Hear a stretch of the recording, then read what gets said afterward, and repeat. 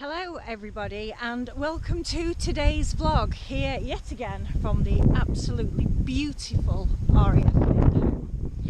Before I get started, I just want to say a huge thank you for sticking with me, especially my wonderful channel members.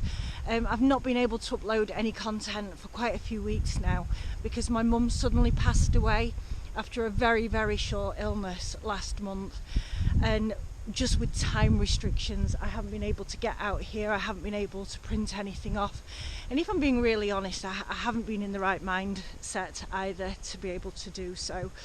So for sticking with me, thank you so much. It means the world.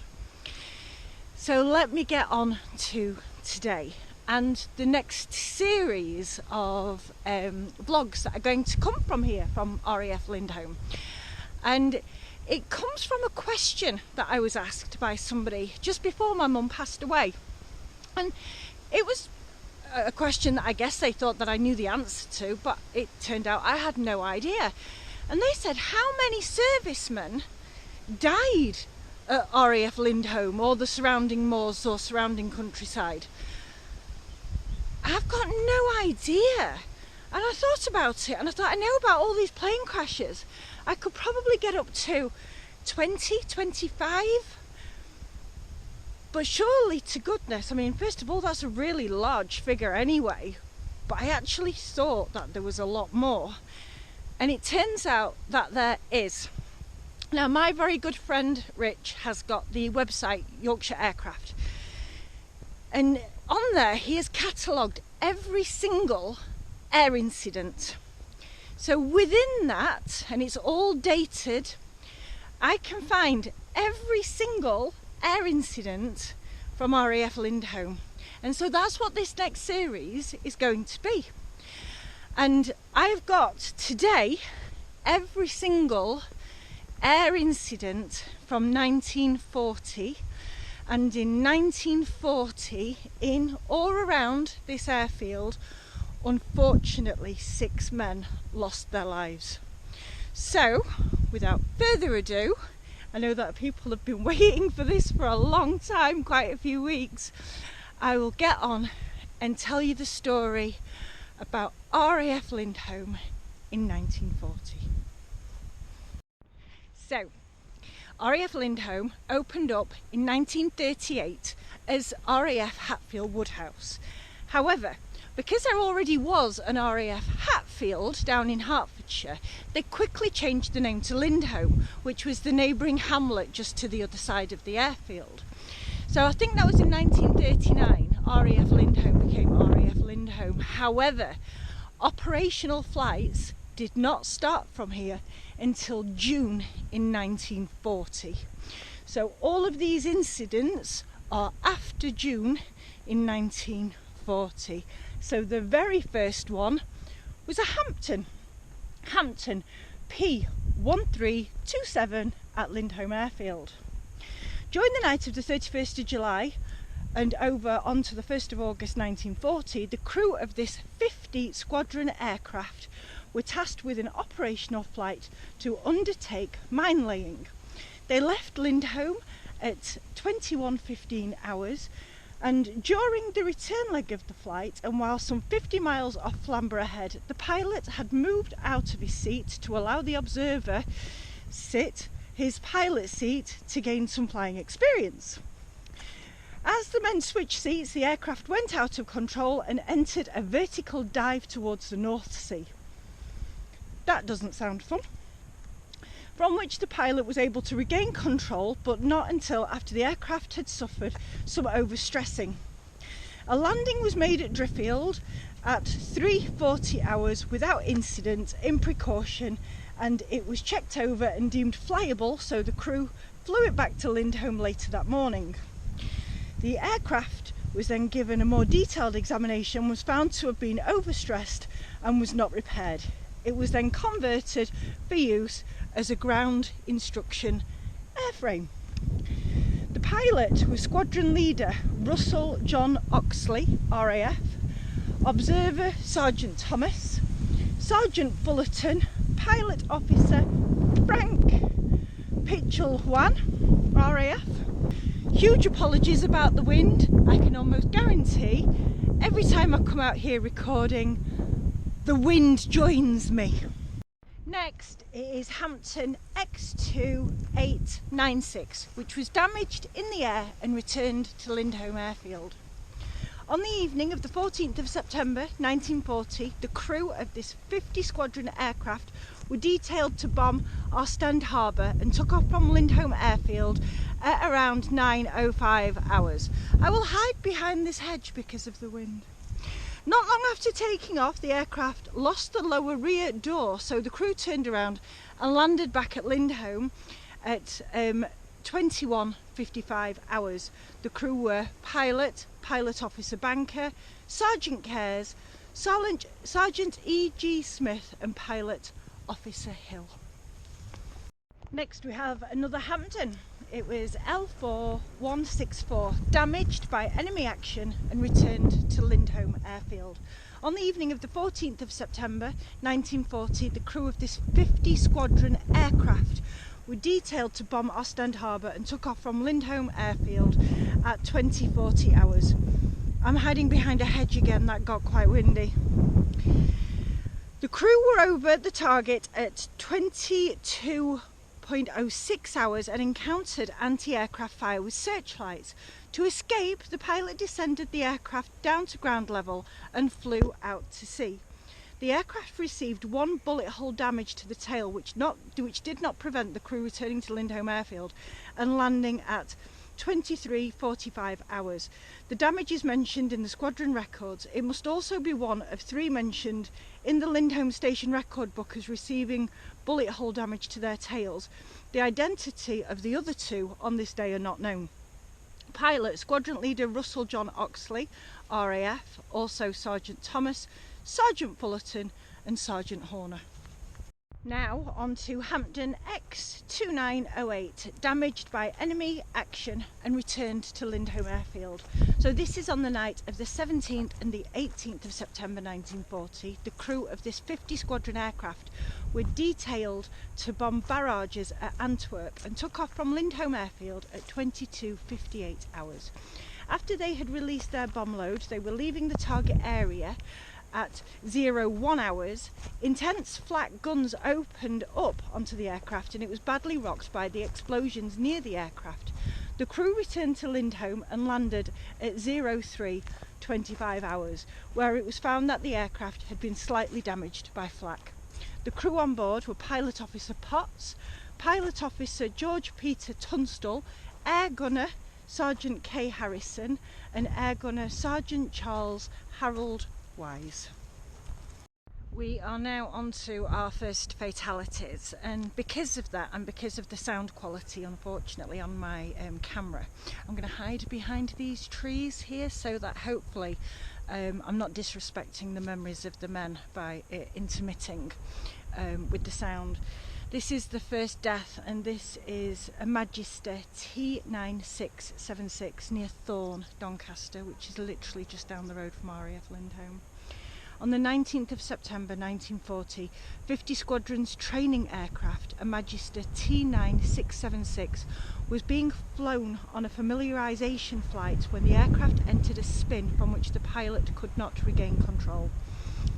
The aircraft crashed near Thorne and he was sadly killed. He had only just joined the squadron on the 15th of September, so he'd been there for 4 days in 1940 and was probably getting to know the local area. The passenger named below was almost certainly in the same aircraft, and he died of his injuries later on that same day. Pilot Officer Patrick William Michael Bushnell, RAF VR, age 22, of Rose Hill, Oxford, buried Rose Hill Cemetery at Oxford. Passenger was LAC Philip Raymond Curry, RAF, died of injuries on the 19th of September 1940, age 21, buried in Blyden Cemetery in Durham. Patrick Bushnell received his commission to the rank of pilot officer on probation on the 2nd of June 1940. This Magister T9676 was built to contract B5 3337-39 by Phillips and Powys Limited in Woodley. It was awaiting collection in May 1940 and was delivered to the 50 Squadron at Waddington soon after. On the 10th of July 1940 it was moved with its unit to Lindholme, and on the 19th of September 1940 it suffered this crash with category W/FA damage being recorded. So these two gentlemen are the first unfortunate fatalities to come from here at RAF Lindholme. The next one is back to a Hampden, and there's actually a picture of the Hampden there, and I'm trying to work out whether or not it's got like a nose rotor or whether it's got its rotors on its arms, you know, like a Wellington bomber. Flipping wind just set off again, didn't it? So in this instance all the crew were injured, but luckily, very luckily, no fatalities. So this is Hampden L4062 at Lindholme Airfield. On the 26th of September 1940, this 50 Squadron aircraft had set out for an operational flight to Calais in the early evening, leaving at Lindholme Airfield at 19:23 hours. On their return to Yorkshire, they found the Lindholme area blanketed in fog. That's no surprise, it's always blanketed with fog out here. While coming into land at 23:50 hours. The aircraft struck trees near the airfield and crashed. 2 were injured. The photograph above shows the crashed Hampden. The people on board, excuse me a second. Oh, sorry. The people on board were Pilot Officer Robert Trevor Mulligan, RAF, of Martinborough, Wellington, New Zealand, who was injured. Pilot Officer George Olaf Roy Kilner, RAF, seriously injured. Air Gunner Sergeant Cyril James Smith, RAF, uninjured, and Air Gunner Pilot Officer William George Leonard, who was also uninjured. Next we have another Hampden. This is L4149, damaged by enemy action returning to Lindholme Airfield. I need to get my teeth in. On the night of the 26th to the 27th of September 1940, the crew of this 50 Squadron aircraft were detailed to bomb barges at Calais and took off from Lindholme Airfield at 18:52 hours. After they had released their bomb load, they headed inland for 20 minutes to shake off anti-aircraft fire, which shot away the trailing aerial. The crew returned to Lindholme and landed at 23:15 hours, where it was found that the aircraft had been slightly damaged by flak. This is the first time, and remember at this point the airfield has only been operational for 3 months. We're actually starting to get the same names. So Pilot Officer Hindley, Sergeant G. Wise and Air Gunner Sergeant Harrison, who if you remember were also on Hampden X2908 on the 18th of September, which was like less than 2 weeks before this happened. And there was also Air Gunner Sergeant Watts. Oh, this part of the perimeter track is so nice and sheltered. Look at all the trees. There's no wind. This is great. I'll get all my recording done here. So Hampden X2992 at Lindholme Airfield. On the 5th of October 1940, this aircraft was being flown by a member of number 3 ferry pilot pool of the ATA and had left number 8 MU and was to join 50 Squadron at Lindholme. On landing at Lindholme Airfield at 13:13 hours, the undercarriage collapsed. The pilot was First Officer Philip Francis Lee, ATA. On to Hampden L4150 near Lindholme Airfield. On the 8th of October 1940, this 50 Squadron aircraft was returning from operational flight to Osnabrück when the port engine failed to approach to land at Lindholme. A forced landing was made half a mile from Lindholme Airfield, which slightly damaged the aircraft. The 60 MU record book states that they recovered this aircraft from marshy ground, suggested it landed on the ground to the east of the airfield, which is known to have been very wet and is now protected wetland. So that's basically Hatfield Moors. Pilot Officer David, just when you think it's safe, the wind comes back. David Evan Frank Powell, RAF. Navigator Sergeant Kenyon Stafford Gowland, RAF. Wireless operator Sergeant Raymond Edward Drake RAF and Air Gunner Sergeant Green. There is so much more information on these gentlemen on the website.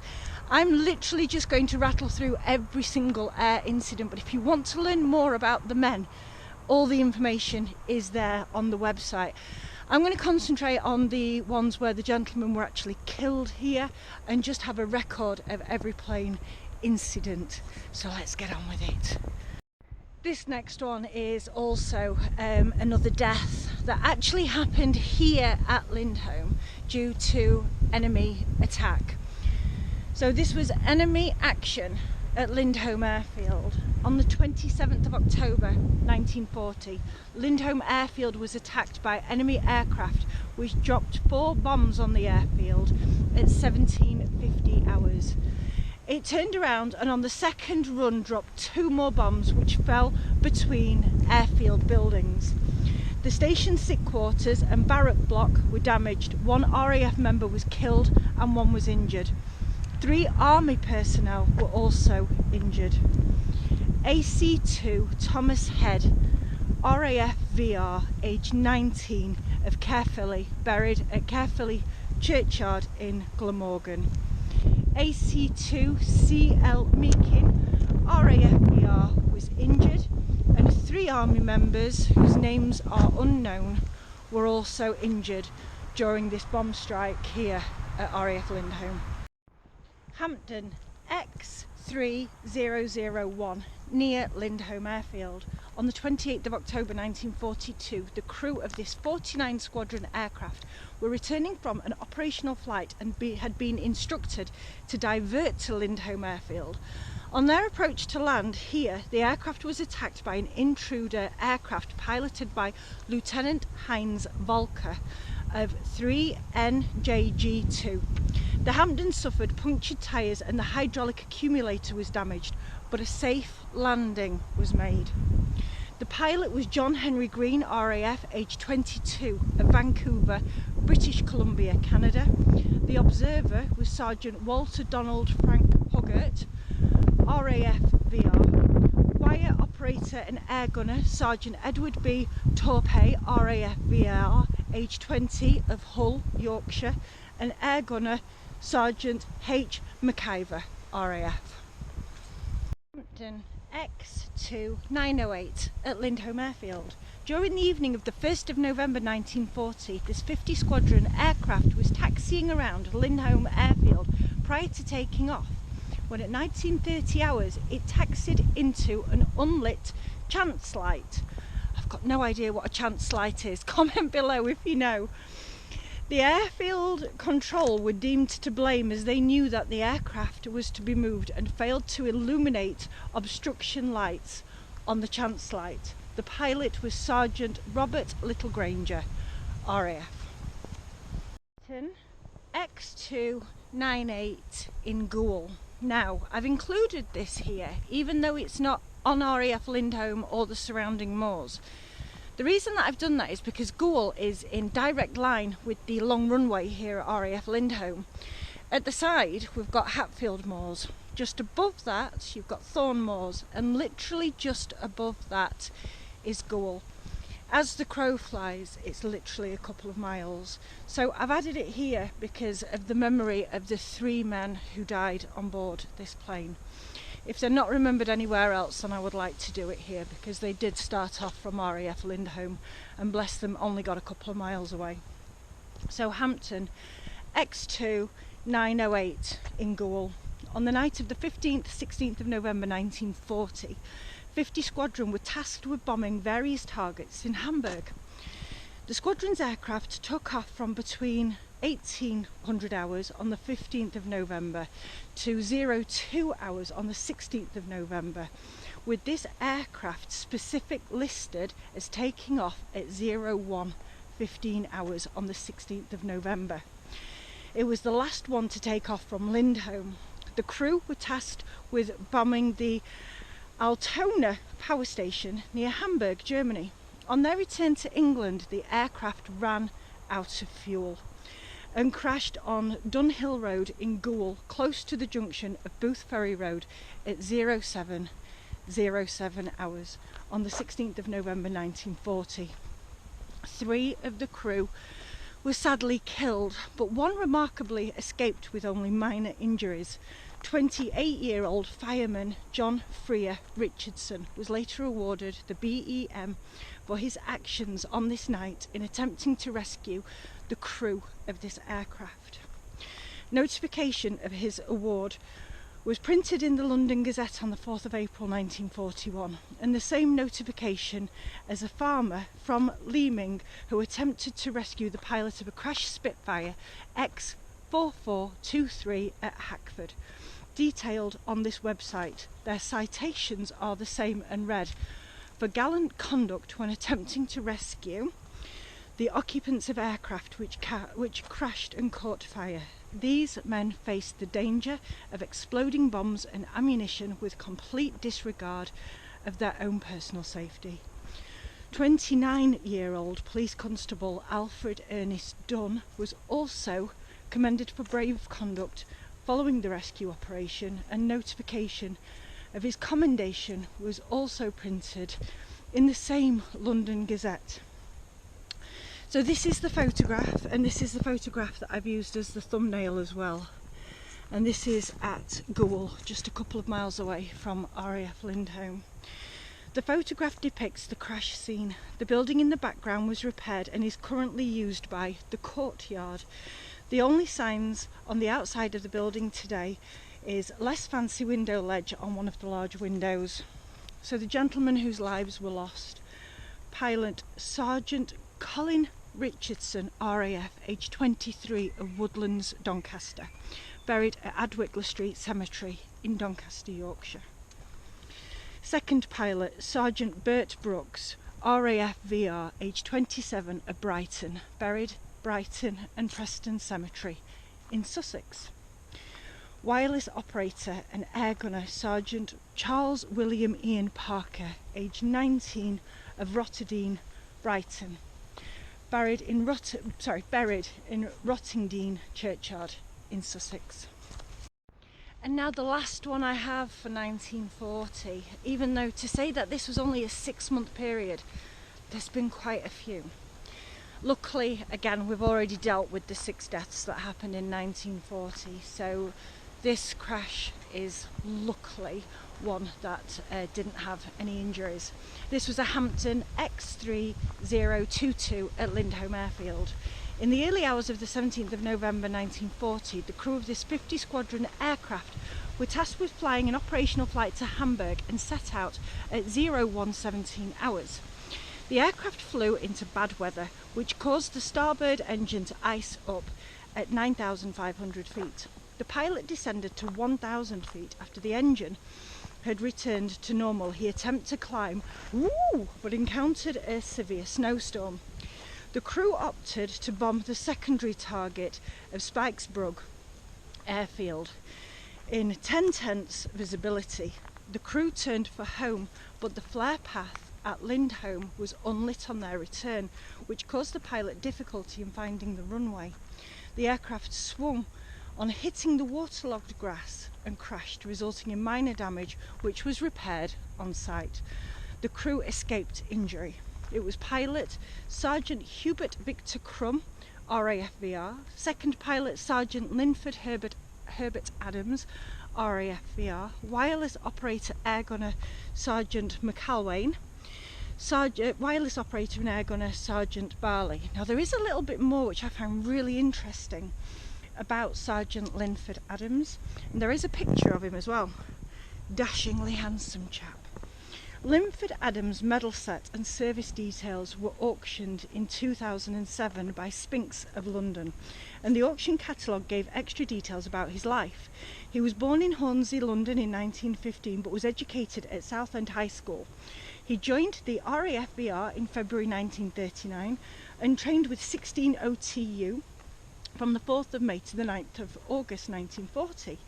He was posted to 106 Squadron based at Finningley for a brief period until the 25th of August 1940, when he was then posted to Lindholme to 50 Squadron to fly Hamptons. He flew 29 operational flights with 50 Squadron. Now, that is a lot. Prior to this auction catalogue being found, extra details about 4 flying incidents were not fully known. On the 20th of September 1940, he was returning from ops and ordered to abandon his aircraft over Lincolnshire by his then captain. He bailed out and landed at Hemswell, but his pilot was able to crash land nearby. Sergeant Adams thus qualified for the Caterpillar Club. On the 17th of November 1940, the incident recorded above occurred. His logbook also mentions an incident on return from ops to Kiel on the 25th of November 1940 when he crashed while returning to base. His son was able to give extra information about what occurred near Saltfleet, Lincolnshire, and not at Lindholme as previously thought by this researcher. The crew escaped with minor injuries. On completion of his tour, he was posted to 25 OTU to instruct. On the 28th of February 1941, he was awarded the DFM for service with 50 Squadron, gazetted on the 25th of April 1941, but no citation has yet been found. Sadly, on the evening of the 18th of November 1941, Flight Sergeant Adams was the instructor on board Manchester L7428. The aircraft crashed near Bawtry, South Yorkshire, after suffering engine failure and sadly lost his life as a result of the accident. He was buried in Southend-on-Sea Cemetery and was just 26 years old. This loss is also detailed elsewhere on this website because Bawtry is within the Yorkshire boundaries, so I'm sure Rich covered it there as well. And look where I am. I am just around the corner from the flight tower. What an awful state that old building's in now. Every single window is smashed. It is in such a sorry state and just covered in horrible graffiti. The grounds are just a dumping ground. A once proud and beautiful building has just been absolutely trashed. If you want to see inside the flight control tower or the watchtower, whatever you want to call it, I know that different people have got different names for it.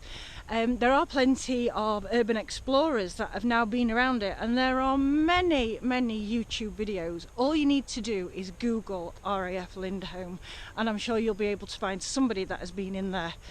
I am not one of those people. I have written for permission to everybody I can think of, everybody at HMP Lindholme, HMP Moorlands, HMP Hatfield Lakes. I've written to everybody and nobody has given me permission to be able to go in. And I'm not a trespasser, so I won't just be taking it upon myself to go in there.